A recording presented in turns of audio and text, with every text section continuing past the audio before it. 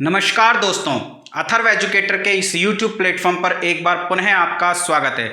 दोस्तों, जैसे कि आप बोर्ड पर देख पा रहे हैं, UP triple SC junior assistant recruitment 2022 पर हम चर्चा करने जा रहे हैं। जी हाँ दोस्तों, पैट 2021 के माध्यम से एक और भर्ती जूनियर असिस्टेंट की भर्ती आ चुकी है।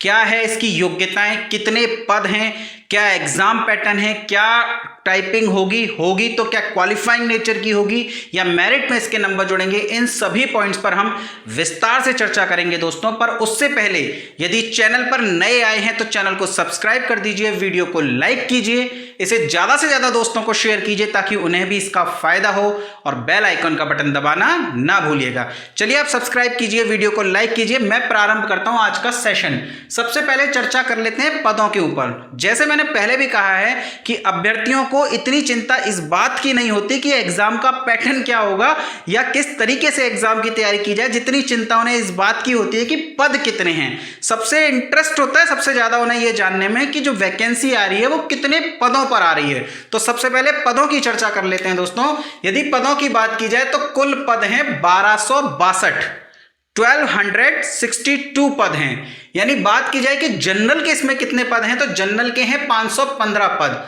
ओबीसी के 125 पद हैं, ईडब्ल्यूएस के 338, एससी के 257 और वहीं एसटी के इसमें 27 पद हैं।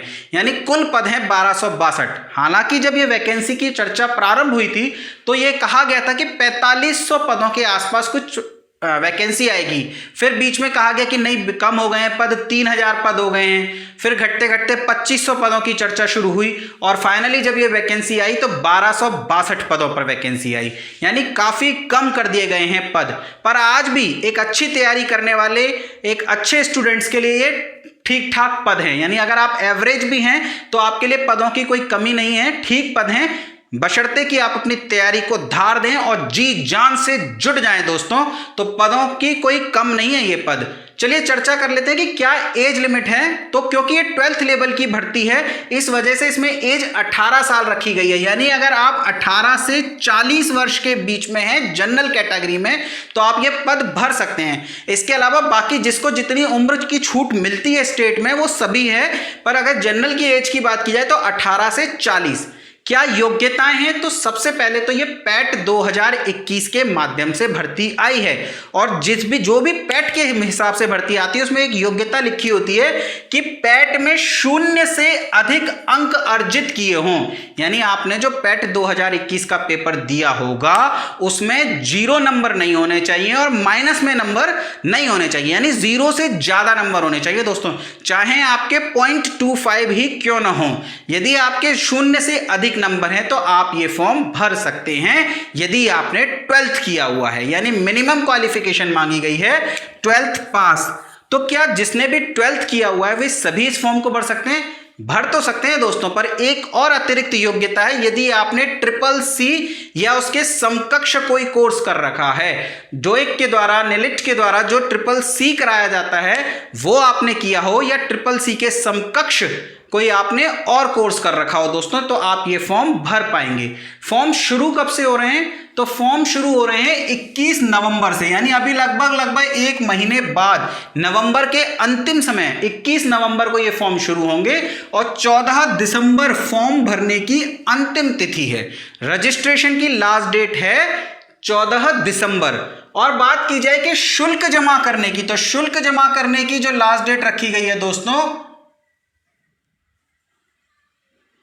वो भी 14 दिसंबर ही है। इसमें थोड़ी सी मिस्टेक हो गई है, 14 दिसंबर ही शुल्क जमा करने की लास्ट डेट है। जबकि संशोधन करने की, यदि आपसे फॉर्म भरते टाइम कुछ मिस्टेक हो गई, जैसे मुझसे भी मिस्टेक हो गई थी तो मैंने तो यही संशोधन कर लिया, लेकिन फॉर्म भरते समय यदि आपसे कुछ मिस्टेक हो जाए तो आप 21 दिसंबर तक उसमें संशोधन कर सकते हैं दोस्तों।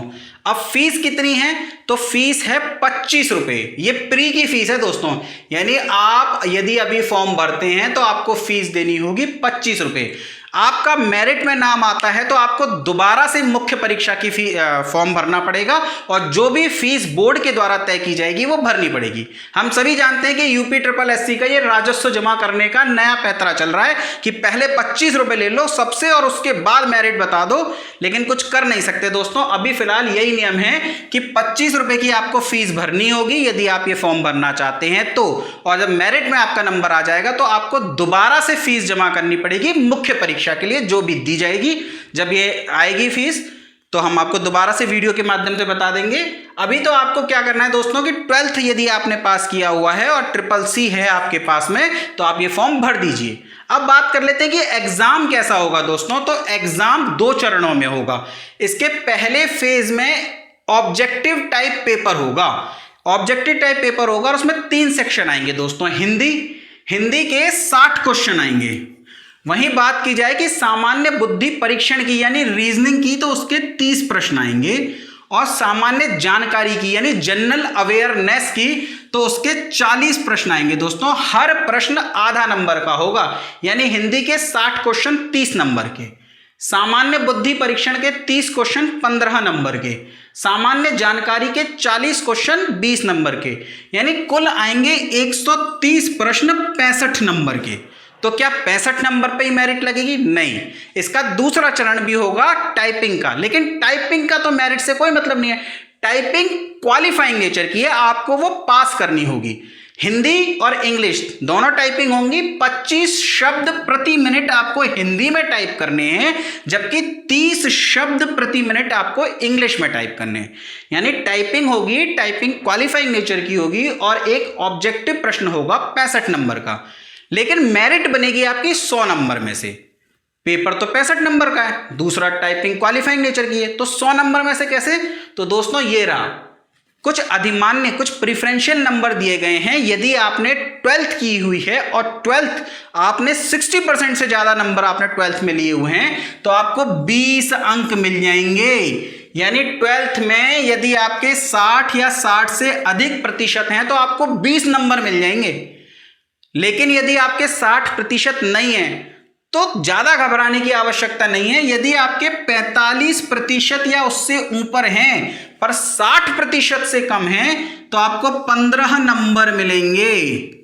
पर यदि आपके 45% भी नहीं है तो पास तो की होगी ना दोस्तों 12th। यदि ये फॉर्म भर रहे हो तो पास तो की होगी। तो 33% से ऊपर है किंतु 45% से कम है तो आपको 10 नंबर मिल जाएंगे।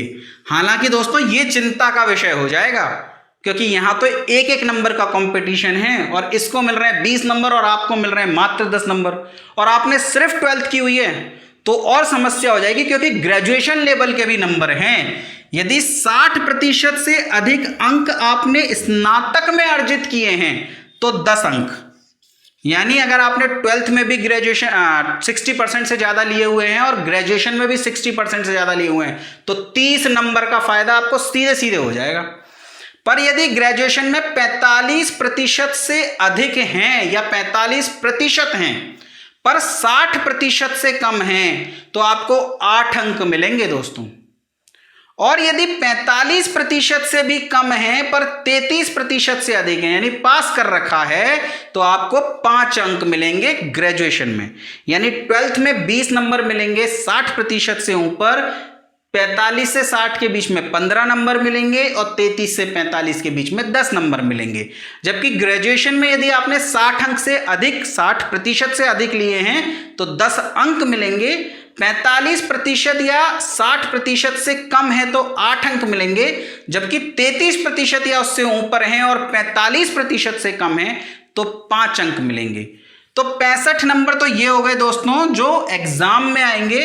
20 अंक की आपकी यहां मैक्सिमम हो गई और 10 अंक की ग्रेजुएशन में मैक्सिमम हो गई। तब भी तो दोस्तों ये 95 ही बैठते हैं, जबकि मेरिट बनेगी 100 में से। तो ये 5 नंबर कहाँ हैं? तो ये 5 नंबर मिलेंगे खिलाड़ी को। यदि खेल खेलते हो, खिलाड़ी हो तो यहां भी खेले होगे 5 नंबर मिलेंगे आपको। यदि आप अंतरराष्ट्रीय स्तर के खिलाड़ी हो तो इंटरनेशनल लेवल का गेम अगर आप खेलते हो इंटरनेशनल लेवल पर तो आपको 5 नंबर पूरे मिलेंगे। लेकिन इंटरनेशनल लेवल पर अभी आप नहीं पहुंचे, समय है, नेशनल लेवल के प्लेयर हो तो 4 नंबर मिलेंगे, स्टेट लेवल के हो तो 3 नंबर मिलेंगे। हमने तो आज तक स्कूल से बाहर ही नहीं खेला, तो कोई बात नहीं, यूनिवर्सिटी लेवल पर, कॉलेज लेवल पर और स्कूल लेवल पर भी अगर आप स्पोर्ट्स खेलते हो, आपके पास सर्टिफिकेट है, तो आपको 2 नंबर पूरे मिलेंगे दोस्तों। तो 65, 20, 10 और 5 पूरे हो गए 100 नंबर। 100 नंबर में से बनेगी मेरिट दोस्तों।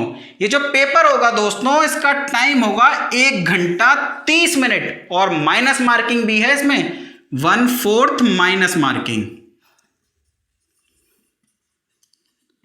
यानी कि दोस्तों सिर्फ पेपर आपका अगर एकेडमिक अच्छा है उससे आपका काम नहीं चलेगा। आपने 12th में भी अच्छे प्रतिशत लाए हों, ग्रेजुएशन में भी अच्छे परसेंटेज लाए हों, तब है, मतलब अगर 12th और ग्रेजुएशन मिला करके यदि 20 नंबर आ रहे हैं तब तो कोई दिक्कत नहीं, पर अगर 20 से कम हैं तो चिंता का विषय है दोस्तों। बात की जाए कि पीईटी की मेरिट कितनी जाएगी, तो 1262 पद हैं दोस्तों, और पिछला इतिहास देखा जाए तो ये 15 गुना कहते हैं लेकिन लगभग 30 गुना लेते हैं। तो हम पदों के हिसाब से मान सकते हैं कि 75 के आसपास जिन लोगों के भी नंबर रॉ नंबर की बात करो, परसेंटाइल की नहीं, तो 75 मार्क्स अगर आपके पैट में आए हैं तो आप सेफ जोन में हैं दोस्तों, आप ये फॉर्म भर दीजिएगा। पर मैं फिर कह रहा हूं, हमें कोई ऐसा नहीं होता कि हमने जो कह दिया वही जाएगा। बोर्ड में कई बार ऐसे फैसले होते हैं जो समझ के परे होते हैं। तो जिसके भी 60 से ऊपर हैं दोस्तों, वो रिस्क मत लीजिएगा। 64 गई थी लेखपाल में, तो इतनी कम जाएगी नहीं, पर फिर भी फॉर्म तो भर ही सकते हैं दोस्तों। 25 नंबर के पीछे, 25 रुपए के पीछे हम फॉर्म तो नहीं छोड़ सकते। तो फॉर्म तो सभी भर दीजिए जिसके 60 से ऊपर है, पर मेरिट 70 से 75 के बीच में ही कहीं रहेगी। चलिए भरिए दोस्तों। यदि आप तैयारी करना चाहते हैं तो हमारे चैनल पर भी अच्छी क्लासेस चल रही है, आप हमारा चैनल विजिट कर सकते हैं क्लासेस के लिए। धन्यवाद दोस्तों।